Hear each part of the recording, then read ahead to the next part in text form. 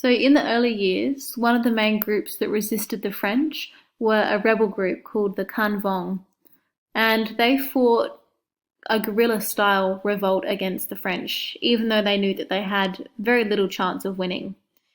And the French report on this rebel group is actually very similar to some American reports, which came 100 years later, about the Viet Cong.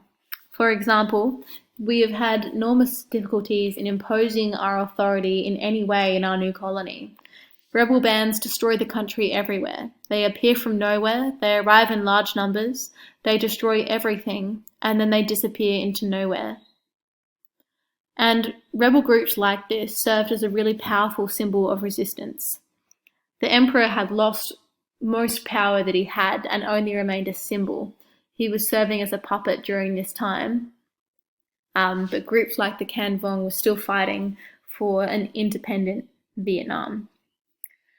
And even though this rebellion changed over time and adopted different methods, it was still present throughout the 60 years that the French were there.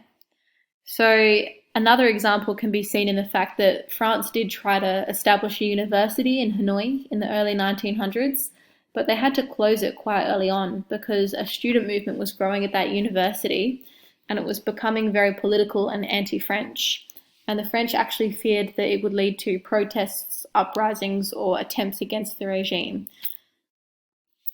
Over time, a lot of the resistance to the French shifted in character. In the early days of French rule, resistance towards the French was based on tradition. A lot of the rebels wanted to see a return of the previous ways of living, of tradition, of the emperor returning.